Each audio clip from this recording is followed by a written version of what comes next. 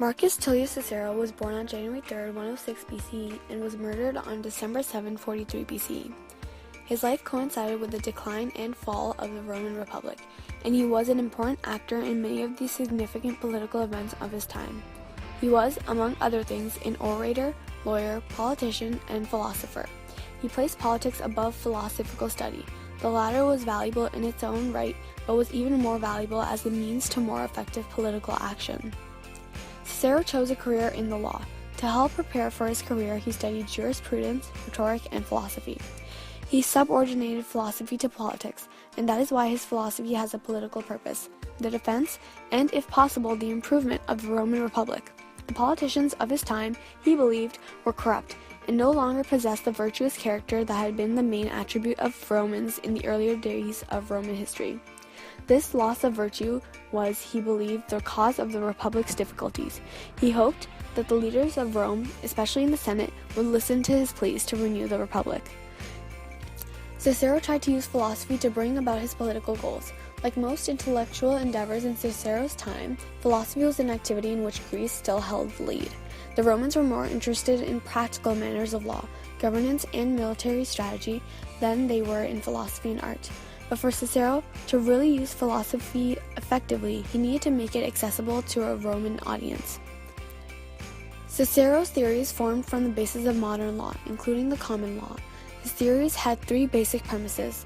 These were built on Plato and Aristotle that were mostly spiritual, and were built around the concepts of determining law from nature, natural law, and the importance of being good.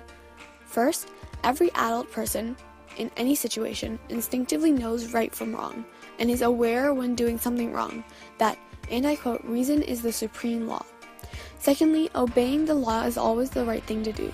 Modern historian Charles Van Doren, in A History of Knowledge, paraphrased Cicero's legal theory, saying that any illegal action, however small or apparently advantageous, can never really be advantageous because it is wrong.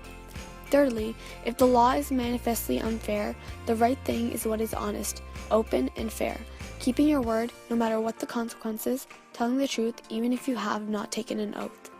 Cicero wrote that both justice and law originate from what nature has given to man, from what the human mind embraces, from the function of a man, and from what serves to unite humanity.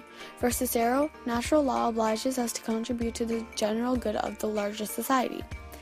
The purpose of positive laws is to provide for the safety of citizens, the preservation of states, and the tranquility and happiness of human life.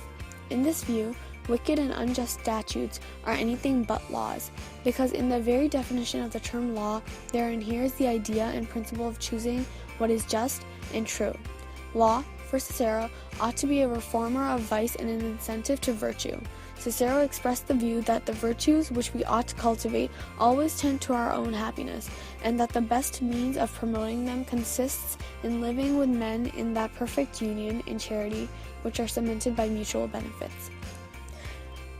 Cicero was of the view that if most citizens defer to the law, rule of law, this would have the greatest potential of creating long-lasting peace and freedom, which did not depend on the will or might of a leader, that law ought to lead and not man. Created using Powtoon.